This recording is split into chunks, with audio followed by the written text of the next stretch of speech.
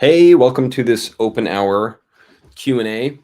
And I'm learning as I go. So I listed this video as private instead of unlisted. So if you're able to join now, that's awesome. Or if you're part of the replay crew, uh, as always, let me know where you're coming from. So this is an open hour for supporters only and locals. Thank you very much for being here. I'm so excited to be connecting with cool people like you.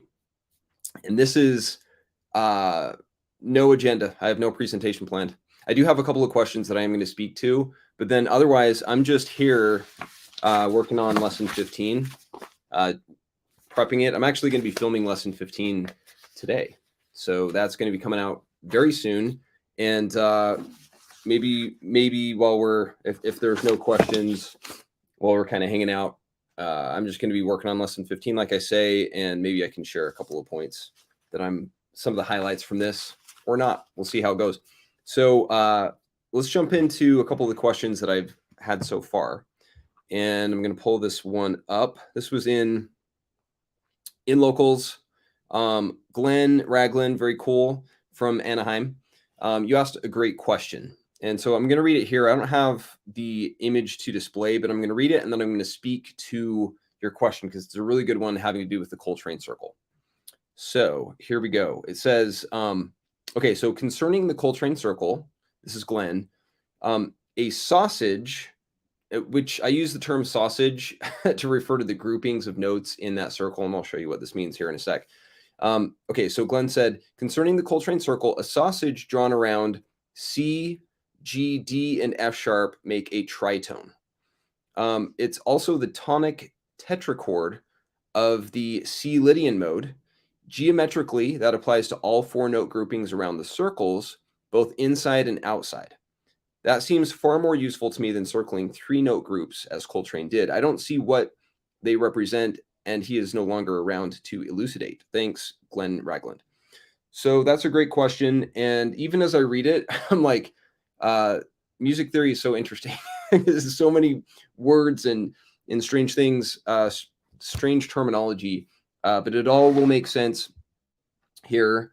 So I'm going to share my screen and we'll talk through this question because, Glenn, it's a good one. So let me connect this device and share it here. Can you see it? No. Hold on just one sec. Oh, there we go. Okay. So we're talking about the Coltrane Circle in this question, and it is kind of a crazy looking diagram when you first see it. And even after you first see it, it's a crazy looking diagram. So there's a lot going on here. And Glenn's question has to do with, we're gonna use this diagram to really dissect it and answer it. But the question gets at this. Why are these, I called them sausages at one point in the presentation, where like these groupings right here, there's a three note grouping and then another three note grouping, three note grouping, three note grouping, and so on. So it's just a bunch of three note groupings where some of them overlap to then highlight. What this grouping does is if we fade the sausages, we fade the groupings, where they overlap highlights all of the notes in a circle of fifths formation in a counterclockwise direction, or a circle of fourths formation in a clockwise direction. So, I mean, that's in essence why Coltrane highlighted those note groupings, three note groupings, so that overlap would cause those notes to be highlighted, to be emphasized, which they are even further in his final, which is where he then added the, I call them butterfly wings or little flower petals, where they're further highlighting those notes within the circle of fifths and their relationship to the chromatic intervals on either side. So the grouping of four notes, as you point out, is actually an interesting way to look at it. And there are geometric patterns that highlight that are highlighted with that. So for example, and you mentioned the Lydian. Now you said C, G, D, and F sharp. I think if I read that correctly, it really is like using this, for example, C, D, E, and F sharp. So C, D, E, and F sharp are all spaced at whole step. That's what these two rings are, the concentric rings. All of the squares in the outer perimeter are whole steps, and all of the circles in this inner perimeter are whole steps as well. So to your point, as you said that geometrically this 4-note grouping applies to all of the 4-note groupings around the circles, both inside and outside. The circles meaning the concentric rings of squares and circles. So if we were to highlight these 4 notes, for example, or group them as one grouping or sausage, then we have the first, as you said, it makes the tonic tetrachord of the C Lydian mode, which is such a beautiful phrase. So the first tetrachord, a tetrachord, when we hear the word chord in music, we often think of chords being like harmonic chords, like, that's a C major chord. But in this case, a chord just means grouping, or in our terminology here of sausage, it just means you're just grouping notes together, and specifically in like a scale. So if we go to the C Lydian mode, I'm going to scroll down to the C Lydian mode. We have basically C Lydian is a permutation of the G major scale. So G major, if we made this G right here the 1, then it's 1, 2, 3, 4, 5, 6, 7, 8. That's a G major scale. But if we start that pattern on a 1 instead, it's the same notes, but it just becomes C Lydian. So it is, and there's that tritone of that C and F sharp are a tritone. And so in that the first 4 notes, the first tetrachord, it's all whole step intervals. And then the second tetrachord is like just a regular tetrachord in a major scale. But in a Lydian mode, those first 4 notes are all whole steps, as you point out, Glenn. So if we come back to the circle, Coltrane's circle, where he has all whole steps on the outer ring and all whole steps on the inner ring, if we continued that same, this is a whole step interval pattern, we have, let's just do it. So we have 4, and then we have another grouping of 4, and then another grouping of 4, another grouping of 4. I'll stop saying it since you know what I'm doing by now. It actually doesn't fully work out evenly, because the 4, it's basically 1, 2, 3, 4, 5, 6, 7, 8, 9, 10, 11, 12, 13, 14, 15, 16, 17, 18, 19, 20, 21, 22, 23, 24, 25, 26, 27, 28, 29, 30. So 30 divided by 4, it's not an even, it doesn't divide evenly. So we could maybe play around with tetrachords, 4-note tetrachords, and maybe add a gap between them to, come up with a formation that highlights the circle of fifths. But in essence, that he was doing the 3-note groupings to be able to highlight, because a 30 divided by 3 does have its splits evenly, divides evenly. So that is what's going on there. Though there are, to your point about Lydian, there are, you can create all sorts of patterns, because all of these notes, the chromatic scale is geometric. It can be divided in different ways to split the patterns into all sorts of formations, scales, modes, chords, and progressions. So all of these patterns, like to your point, the Lydian mode does show up here. So for example, we have, let me undo some of these lines. It's a little cleaner. We have C Lydian of C, D, E, F sharp, G, A, B, C. It's still there. It's just, it's not, the division of those 4-note groupings isn't as clean, given the fact that he just is using 5 octaves of the chromatic scale. So here you can see that's what these 1, 2, 3, 4, 5 are highlighting, is that this chromatic scale is built from 5 octaves, whereas like in the circle of fifths that I use and show here as tetrachords overlapping, it's actually 7 octaves because it's built on the major scale instead of chromatic scale. So that's why the circle of fifths progresses in a clockwise direction and the circle of fourths progresses in a counterclockwise direction, because we're building it on tetrachords rather than whole steps and half steps, which just creates a different division of octaves. So for example, I have C, 1 octave, C, there's another instance of octave of C, and then it's not shown here, but there's another instance of C right here between B and C sharp is another C.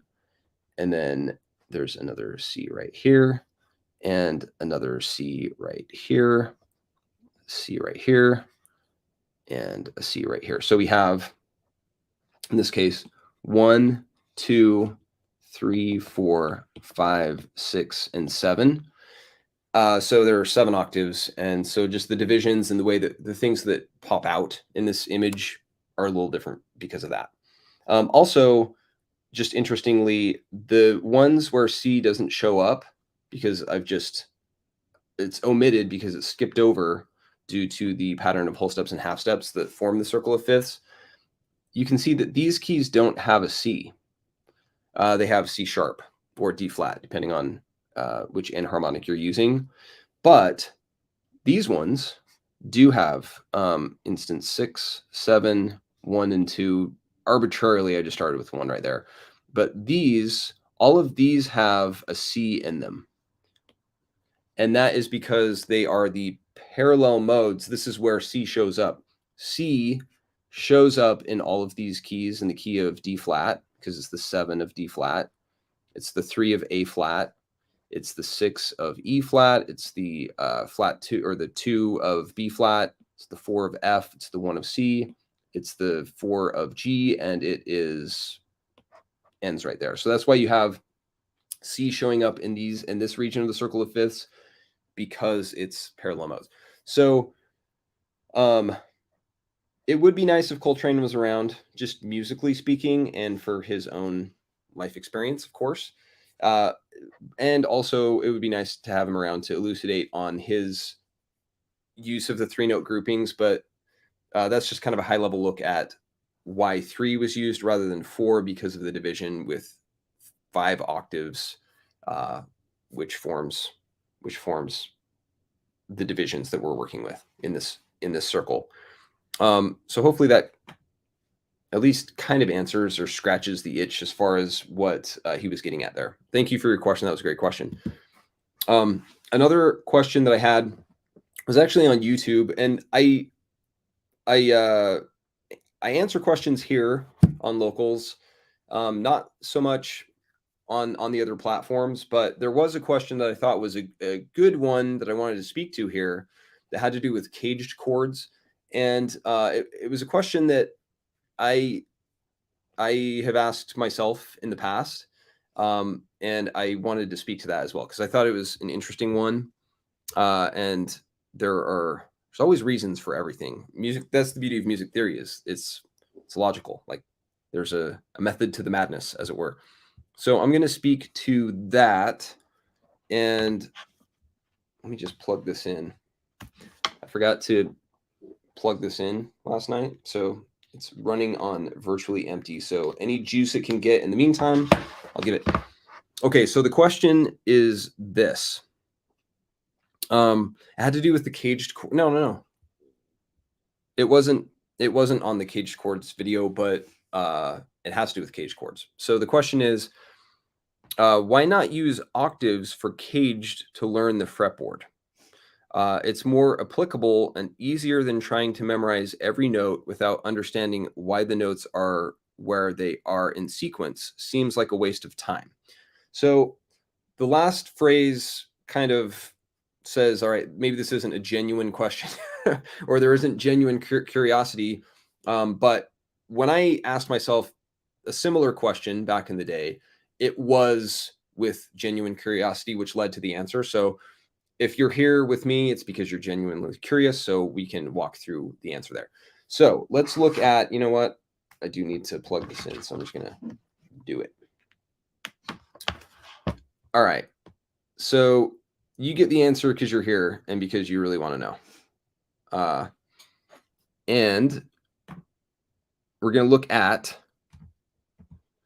the fretboard diagram. So this is what the question was in reference to. So there's a lot of colors on the fretboard, a lot of patterns going on here. And so the question kind of is just getting at, and there's a question within the question, which is, the question I have is trying to memorize every note without understanding why the notes are there in sequence. So without understanding is a phrase that means a lot. It means that, why would you try to memorize this without understanding? I agree. I think trying to do anything by rote is a waste of time, and which is what most music education is just rote. So trying to do something without understanding, I do advise against that. I think understanding what you're doing is key. So there's a logic to these patterns, and that video actually explains that there are, it's a circle of fifths pattern. There's just this shift in the first two strings. There's the circle of fifths pattern that's vertical, and then all of the chromatic scales are horizontal if you're looking at holding the guitar fretboard in your hands. So circle of fifths is vertical, and chromatic scale circle, or the chromatic scale, is from left to right. Now, their question was interesting in that why not just use the octaves for caged to learn the fretboard? So if I may interpret that, what they're saying is why not just, because caged chords can be very powerful. Caged are referring to the different chord shapes on a guitar. So and the different octaves. And octaves, I think what they meant is different inversions of a chord. So for example, you have a C chord, and then you can have another C, which is maybe not an octave, but it's an inversion. And you have another C chord up here. So there are different inversions of the chord, different chord shapes that rise, and they're called caged. I talk about this in other videos and posts here. But this is the open C shape, and then you have the open A shape, and then you can play, a G chord or a C chord in the G shape, and then the E shape, and then D shape. So you can go up the fretboard playing different inversions of the chord, octaves, or is the phrase used here, to use those to play the fretboard. Now, if you want to get more granular, though, so it's one thing to kind of, and that's the case a lot of times, is people want to learn chords. Just tell me the chords. Don't ask any questions. I don't want to ask any questions. I just want to learn how to contort my fingers in such a way that I can play the chord shape. And while that may get you, it's a shortcut, but with any shortcut, if you don't actually learn what you're doing, then the shortcut ends up being more of a detriment, because then you're hooked on the shortcut without a deeper understanding. But the question is interesting in the sense that trying to think of chords in different inversions as kind of the same color. Maybe I'm interpreting too much into this question, but this is a look. So I have a bunch of diagrams, and I'll get into more of these here. Some old diagrams that I worked on, and this is an old one where I had kind of a similar thought, which was to, this is, I don't even know how old this is. I don't have a date on it, but where I was kind of like trying to like not fat thumb it, but in a way just kind of like as a quick approach to chord shapes. This is showing the different inversions, for example, of a chord and its position on the fretboard with the color based on the root note. So, for example, this open C shape is red because it's C. This open G shape is red-orange because it's G. This is the F shape and so on. So I was trying to see with caged chords, these lines represent the difference. So this is C. This is, an E shape, but it's the F chord. So trying to understand relationships. So if you look at all, I don't know if I can I zoom out and see? There we go. Okay, so we have C right here as the open C, and then we have, where's my A? Well, this is kind of like a G. So it wasn't like the full cage because it was just C and then G and then E, and then there was no D. But you can see the different shapes. So it was like I was trying to think of the chords as just their shapes and where they appear. The cool thing is like it's a pretty diagram and you can see a bunch of relationships, and there's clearly a circle of fifths pattern going on as you rise up the fretboard. The drawback, however, is that you lose a lot of detail because you're just fat thumbing it. You're just looking at the shape, and there are constituent notes, or at a more atomic level, you're missing why you're contorting your fingers in that shape in the first place. So while it's nice, what really matters is the notes that feed that chord, that make that chord those shapes. So for example, C, E, and G make up a C major chord. And then if you just you double up that E and you add a C, you now have that C shape. And then if you want to play a chord a little higher up, you can play C, E, and G, add this C, add this G, and you have an A shape. Or we can just play this C, this E, and play those notes, and we have a G shape. So we have C, A, G, C, E, G, C, G. That's an E shape. And then if we wanted to play C, E, and G with this E up here, we have the D shape, which forms the caged chords. Now, seeing all of the notes and the relationships in this way gives us more detail than if we were to look at it this way. That first C shape, this is a C. There's an E right here. There's a G right there. This is an E and this is a C, but you lose all of that detail if you're just thinking of it as a shape that's colorized by the root note, because there's more to chords than root notes. I mean, if you think of a C major chord and a C minor chord, those are two very different chords. But according to this thinking, if we just colorize them by the root note, then we're washing over the finer details, which are the individual notes, the constituent notes that create that chord. And the intervals, we can use the C Lydian mode. Oh no, it's down here, pardon me. We can use the C Lydian mode as an example where, we're basically just combining every other note in this pattern, to create all of these chords.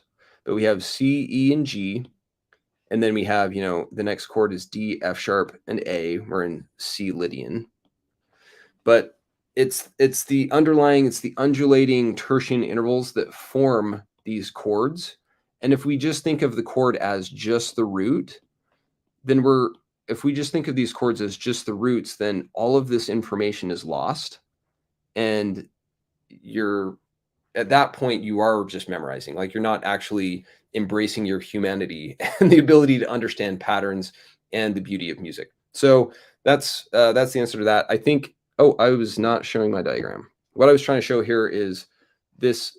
If we look at these undulating patterns of tertian intervals and we create chords that are just every other note, if we were, what I was trying to say is, if we just focus on these notes, the root notes, and colorize everything by root notes, we miss all of the detail, all of the actual nuance and patterns that form individual chords. So, you know, we can play a C major chord, or we can play, you know, a C minor chord. If we just colorize those by the same color as C, it's different shapes. You know?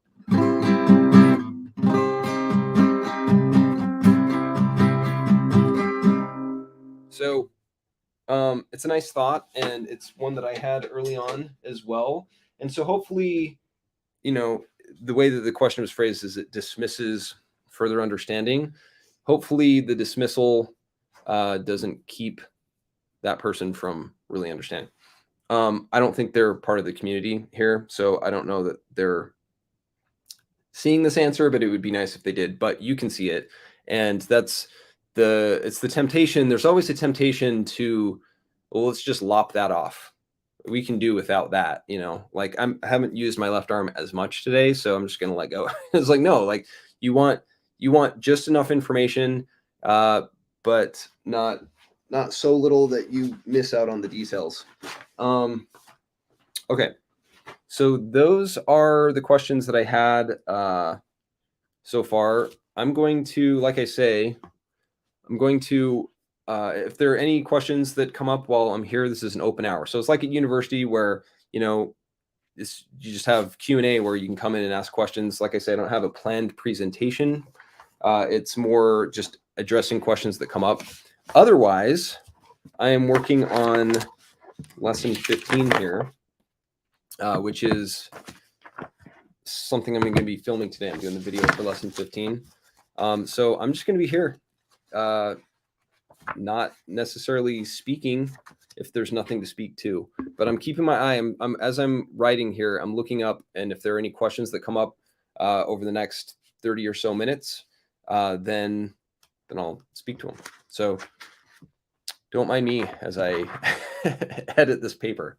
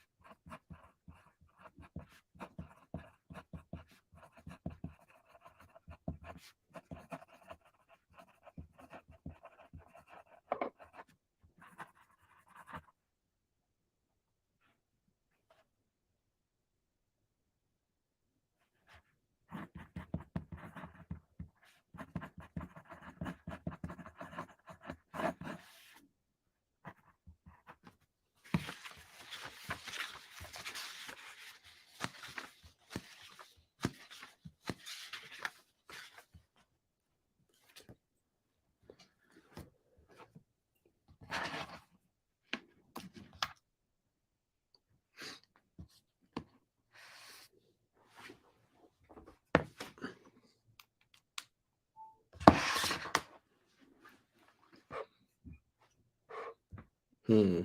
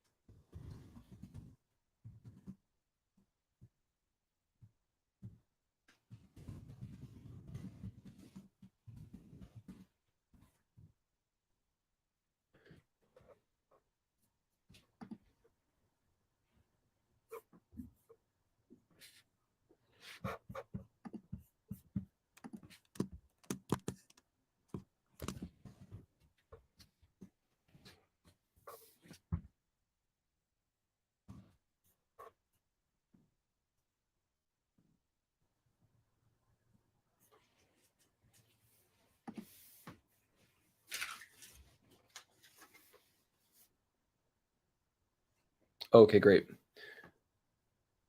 Oh, I'm not seeing It's these. not updating. Okay, so there are some comments here that I didn't see. Okay, Do you want to yes, take can I hold on to reset? that? Thank you. Yeah. Okay, so I'm not ignoring you. It's will you hold Just on to hold that? it. Okay, so Nick, hey, all just joined. Cool, it's good to see you on, and pardon the delay. I'm just not. Oh yeah, there's a definite delay on this screen. Okay, so um, Sam, hey Mike, I just joined the community. Thanks so much for all the work you do. I'm also a really visual thinker, and I can't wait to see how color music helps me. Awesome. That makes two of us. I'm a visual thinker as well, and I'm excited for what you're going to discover as you jump into all of this stuff. Uh, music theory is as beautiful as music itself. It is as visually amazing as music sounds. So that's awesome. Thank you for being here. You also said it seems like it's connecting a lot. It seems like it's connecting a lot of the threads that were pretty disparate up until this time in my mind. So I'm really glad for you and the work you do. Well, thank you, um, Sam VFZ. Thank you. And yeah, I guess speaking to that, I'm gonna share my screen on because the same thing, like connecting certain things. That was the thing is when I first got into music theory, it was super confusing and a buzzkill because I was hoping that music theory would be as intuitive as music itself sounded. Like I could hear songs in my head, but when I came to try to translate those sounds on an instrument, there were major friction points because I didn't know where to place my fingers. I could hear the sounds, I can whistle a tune, I can hum it, I can sing it, but to actually convert that into sounds on an instrument was very frustrating. And so as I got into trying to understand the patterns, I studied music theory in depth before visualizing it with color. The color came later, but there was uh, a lot of study leading up to that. So, for example, I was showing this a little bit earlier. Oh, it's not showing. Hold on. This was an early. I'm going to show you an early diagram that was like trying to understand these patterns. Oh, what am I doing? I can just show this. It's just right here. So this was an early-ish diagram trying to understand caged chords and how they appear on the fretboard. But each chord is just colorized by its octave. But this was like before I started creating the diagrams on a computer, which kind of sped up the process. But let me show you just one sec. Let me show an early one just because it happened to be in this stack here of total geeking out. I have a lot of diagrams like this, but this was, I don't know when this was, but this was like before color and just using letters. Let me zoom in a little bit.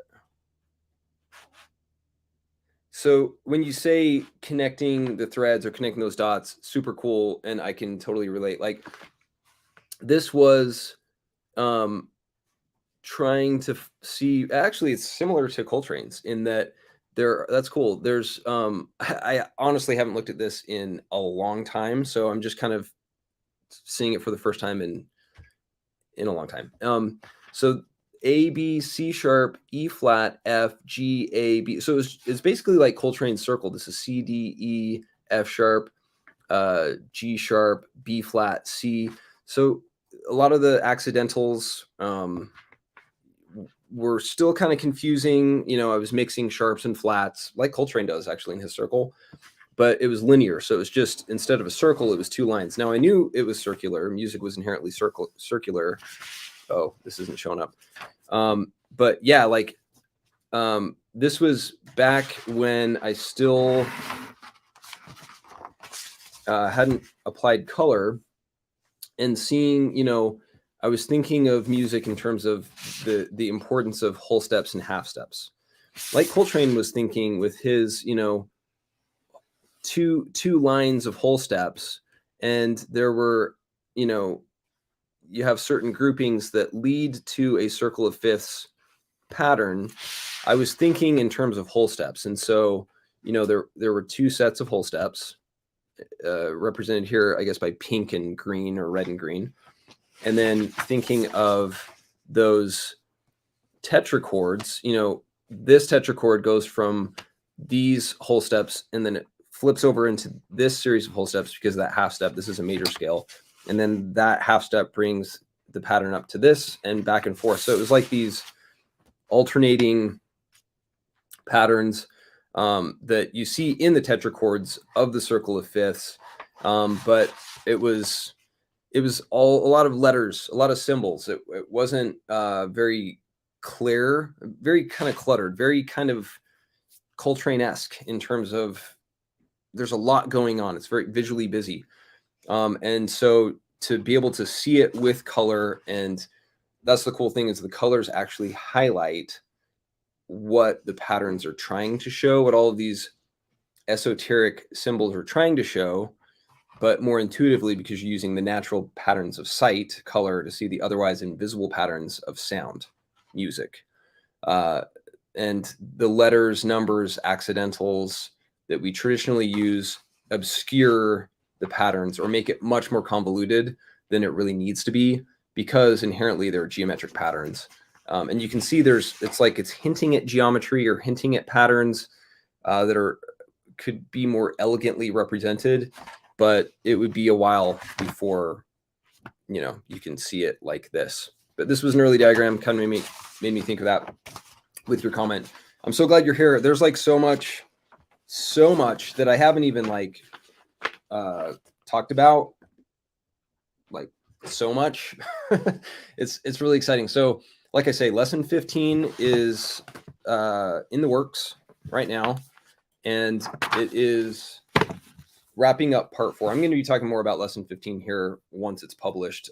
Like I say, I'm filming lesson 15 today. The PDF is done. The video just needs to go with it, and then that will round out part 4, composition, which leads us to part 5, improvisation, which is where it really gets cool, where we really get into dissecting the fretboard and getting into modes, the circle of fifths, and all that. Okay, so okay, because the way I set up this video, I initially published it, or I didn't publish it, I made it private instead of unlisted. There's kind of a snag or delay in where I'm not seeing. Okay, I just need to open the video. I'm just figuring out the mechanics here on the side. Just one sec. That's why I'm not seeing comments, because I've my the technical thing on the back end, but I'm figuring it out right now. So just one sec. Let's go there. And I don't know if this is going to create an audio feedback, maybe. Okay. Okay, cool.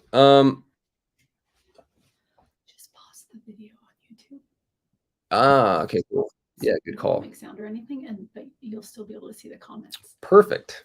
Thank you. Thank you for the technical support so that I have a sense of what is going on here. Okay. So this is awesome. I feel like I don't know if I can't even see myself. I feel like I'm doing this. My brain is split. Okay. Okay, Nick, question, what's the best way to view the course? Okay. That is a great question. So the best way to view the course is, let me share this. If you can see this, I'm not actually seeing myself. So hopefully this is actually, hold on. The best way to view the course is to go to mycolormusic.com, which is basically just a cleaner interface to view all of the content in the library. And there's a bunch of playlists here. So if you can see my screen, can you all see my screen? Is that showing up? Can you see my screen? Let me see. I was on YouTube. Okay. Yes. Okay, cool. So this is a bunch of playlists, and this music theory course playlist is the best way to access the course. You can find this through the playlist within Locals, but the Locals interface, the thing about Locals is it's awesome and it's got a lot of great features. One of the drawbacks right now is that it's made more for evergreen. It's not made for evergreen content. It's more for like current issues, talking head type stuff. So whereas music is timeless and music theory is equally timeless, it's not designed so much for content that just will last forever. So that's why I built this site, to make it easier, more of a clean interface. So all of the lessons in the theory course are laid out. Like I say, lesson 14 is the latest one to have been released within the last couple of weeks, and lesson 15 is the next one. So when I add lesson 15, it's going to be added to here, and I'm going to add it here. I always add the latest posts up at the top, and then also add them to their respective playlists as we go. So that's a great question, and thank you for that, because it's an opportunity to clarify the best way to access the content. Okay, so let me come to, and thank you, Virtuous Heretic, for answering that question with the link. That's very helpful. Okay, so let me get to, okay, so Sam, VFZ, the shift to color, the realization of that connection must have been quite a momentous vision. I don't know if I can share that comment. Oh yeah, I can't, because my technical issue going on. But okay, so yeah, it actually was super exciting. So because like you, I was making these connections between patterns. There was definitely, it was like leading towards, it actually gives me chills right now. Like it was super cool.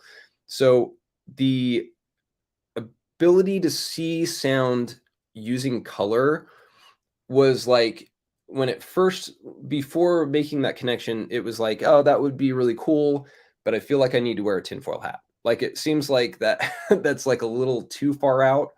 And it was like, I knew I had seen a connection between the circle of fifths and the chromatic scale, and that they were rotations of one another, but I was thinking of it in terms of just whole steps, like I was showing earlier. Just I actually was thinking of it as a two-tone system of, if you can see this, because I can't see my screen, maybe I can here. Okay, so I was thinking of it as a two-tone system, just as whole steps. And I knew that if you rotate the circle, this is shown as the circle of fifths, if you rotate it into, that diagram isn't in this pile, but if you rotate the circle of fifths into the chromatic scale, basically taking every other note or one set of whole tones and rotate them 180 degrees, you get the chromatic scale, and vice versa. So I knew there was this cool link between the circle of fifths and the chromatic scale, but it was still just two tones. And so when the 12 colors of the circle of the chromatic scale, or sorry, of the color wheel, were applied to the circle of fifths, and then making that rotation to the chromatic scale. I was working that night and was just kind of doodling diagrams off to the side, and it was near the end of that shift, and so I didn't even finish filling in the colors on the diagram, but I knew it was going to work, and I knew from all of the patterns that I'd been studying up to that point that it was going to reveal everything, and it was super exciting. I couldn't sleep that night. Like, it was just like mind-blowingly exciting, and I'm so excited to be like here sharing this with musicians and connecting on such a cool thing, because it's like it's so beautiful. Let me find my tab. There it is. Okay.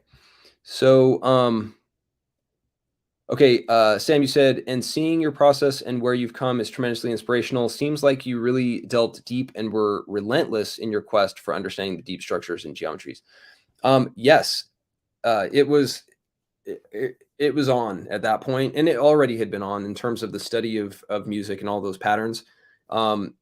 Full on nerdery, like an imbalance in life for sure, in terms of the study of the patterns up to that point already. But once you can see it, and it was exciting and also challenging, because it was like standing at the ocean of musical knowledge and having a teacup and trying to like, okay, how can I convert all of this into, potable water that I can consume, but with holding only a teacup. And at that point, everything, and actually for a while after that, all of the diagrams were by hand. At some point I'll do just, a post here or do a live stream where we open up the old diagrams and kind of geek out about some of the early diagrams, but they were all by hand. So I actually spent a lot of time bent over a light table that wasn't ergonomic, getting into the diagrams and losing track of time and all of that. But to actually see the patterns was just so exciting, and to share these patterns with others is so exciting. It's the coolest. The fact that we're here talking about music theory and how awesome it is it's like a dream come true. It really is. So I'm so grateful you're here, and we can talk about this stuff, because it is super cool. And the like that's what it's about, is like the deep structures and geometries. Like the fact that you're jumping into this and have been into it and exploring this is super cool. Like, life is full of options and all sorts of interesting things you can do, and to dedicate time to the study of this and music. I mean, I obviously relate to that because I think it's a beautiful thing, but definitely I think a beautiful way to experience and learn things. Okay, so oh yeah, that's a good question. So Virtuous Heretic, how old are those notes? The notes that I was just showing are probably I don't know, coming up on 25 years old. Am I sharing my screen? I don't know if I'm sharing my screen, but yeah, these are old. I've been working on this for a long time, and actually came to the realization of color music pretty early on. So I've been doing color music itself for a long time, but for the longest time I just kind of kept it under wraps because for a couple of reasons. One, because I really wanted to understand. I wanted to hike that trail up the mountain to know where the turns are and see how far color music goes, because I wanted to know if it breaks at any point. Like, is there some point at which it falls apart, and it's like, oh, okay, it's helpful at this stage, but then once you get into this level of understanding, it's like the colors don't hold up or whatever. So I wanted to know that, because I didn't want to just be like, share it with people and be like, yeah, it's like a pair of training wheels, but at some point you're going to have to drop them because they can only take you so far. And in doing that, many years of doing that, I've learned that it totally holds up. Like, it's not a pair of training wheels. It's more like a 10-speed bike that can take you as far and as fast as you want to go. So that was part of the reason that it took a lot of time to get to that point. Also, because music, there are a lot of snobs in music. Like, music is kind of this very, like, there's a lot of sneers going on. There's a lot of, like, uh, lack of confidence amongst musicians. I think it's the art form that kind of engenders a lot of insecurity. And so I knew that, I mean, even more than like painting or sculpture, I'm sure there are like, people who are not fun to be around in other art forms. But it just seems like music has a lot of snobs, and especially given the long entrenched de facto status of traditional notation. That, and I've in the early days shared color music with people who were classically trained and could see that they just weren't getting it, and they have a lot of cultural longevity behind them, so they feel more confident in things than they really should be. And so I knew that there was that hurdle to get over in terms of, like I say, I even use the term tinfoil hat in terms of thinking of music theory in a different way, that paradigm shift. And so that's part of the reason that I wanted to really test out music theory as far as I could understand it with color music, because I knew there was going to be that pushback, that visceral rejection that people have, because they have, to be fair, vested a lot of their time and self-image in traditional methods. So I knew there was going to be some venom. And so anyway, that's why this diagram that we're looking at is so old, because it took a while to really like get to the point that we are here, celebrating the beautiful patterns of music as we are. And it's a lot of fun. It's a lot of the venom that I anticipated has come true, continues to be true, but also isn't such an a foreboding thing. Not foreboding, was the imposing thing, because the people who get it, like you, get it, and like that's really what it's about. And it's fun to like connect with people and for people to see, oh, this actually does make sense, because it does. All right, so Sam, you said, seems like the link between the chromatic scale and the circle of fifths was a springboard for you. Seems like your space-time moment. Yeah. It's amazing what a relationship maths can do. Yeah. The fact that, and uh, as you're going through the course, or I'm interested to know how far you've gotten in the music theory course. Like, part 3, time, gets into the space-time. And that was something for sure that was an interesting process. When I was working on part 3 of the course, getting into the nature of space and time and how music is the manifestation of it's the audible convergence of space and time. And writing part 3, I actually lost like 20 pounds because I got so into it that I lost track of time, lost track of what I was eating, and it actually wasn't great that I lost that much weight. But it was so engrossing. I guess music can be dangerous in that way. It can be a hazard to your health if you don't keep it in check. Yeah. So Sam, I'm like you about music, but with math. So that's awesome. It's more like an urge than anything. It's as though I'm reaching into the secrets of the universe and simultaneously deeply meditative. Totally. If you're into the maths, and speaking of secrets of the universe, I'm guessing that you know of Carl Sagan's Cosmos. I'm guessing you do. If you don't, definitely check it out. But it something that is amazing about Carl Sagan's Cosmos, I think, is that he ties in all of these different things, botany and astrology, and even, history, human history, and all of these things, and ties them together. And it's so poetic. Like the starting scene of Cosmos, where he's holding that, what is it? It's like dandelion or whatever, where he it blows in the wind, and it's just so poetic. The way he describes the nature of the universe, and then to discover those secrets, as you say, is beautiful. It really is. It's like a beautiful, like, spiritual experience. So yeah, the paradigm shift is huge.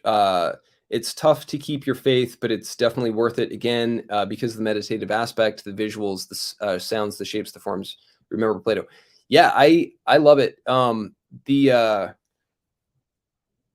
The fact that music reveals so many things, even, its insights into space and time are interesting, and that's part of why I got so engrossed and lost track of my surroundings in the process, because it's like, who would have thought that music can be so insightful in so many ways, in such a broad range of topics.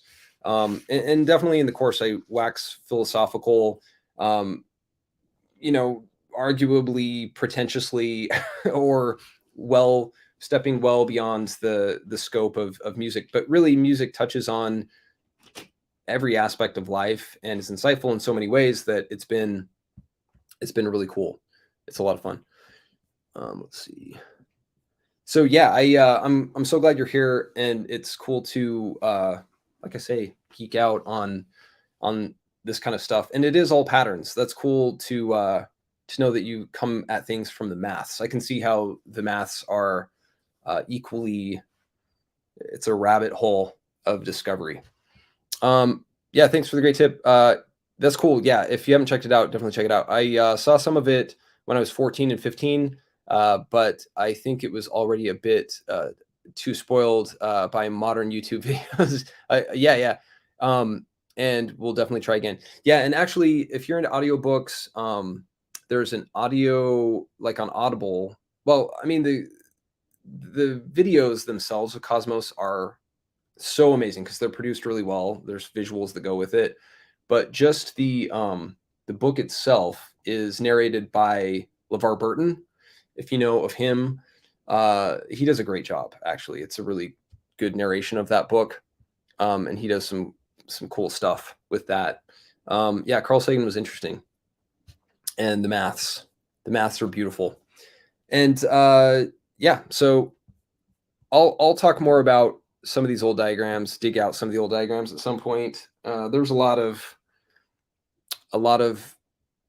pencil drawing, a lot of colored pencil drawing, a lot of scissors, cutting out shapes, a lot of time spent at the photocopy shop, creating diagrams by hand, a lot of tape, lots of Scotch tape. And then to discover computers and the fact that you can create diagrams has been awesome. And that's the thing too, is in locals right now, I've pulled back a bit on some of the posts as I'm just pouring all of my juice on lesson 15 and getting the course completed. But there are so many diagrams, speaking of diagrams, that the library is going to be expanding a lot in the coming months here, with scales, modes, chords, progressions, multiple instruments. I keep talking about the bass labels, but I'm going to keep talking about them because there's going to be more on that. Diagrams that go with the bass, guitar, lots of good stuff. Sam, you said, yes, I know him. Yes, I'll definitely check it out. Have you been using ChatGPT in any ways in your more recent work? I wonder what sort of conversations you two could have about that. That's a good question. I have not up until this point. I haven't. But that would be interesting to see what comes of that. Have you been using ChatGPT in what you're exploring, and has it been insightful? I imagine there's some interesting stuff that comes out of that. Yeah, LeVar Burton is interesting. He seems to be drawn to interesting projects, like beyond just, your standard fare for a lot of actors. Let me jump over to this tab and see. Okay, so we are at the hour. So I'm going to, oh, just one sec. I'm going to,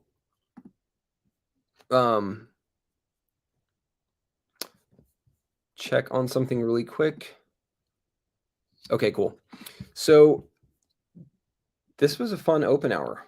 Lots of fun stuff going on, and I'll be posting a heads up for the next one coming up, and going to be doing a live stream. Planning on that for this next Monday, so I'll share a link to that as well. So thank you for joining, Sam. It's very cool to have you on, and we will be talking very soon about music theory and all that good stuff. So I hope you have a great rest of your day, and I'll see you real soon. Bye.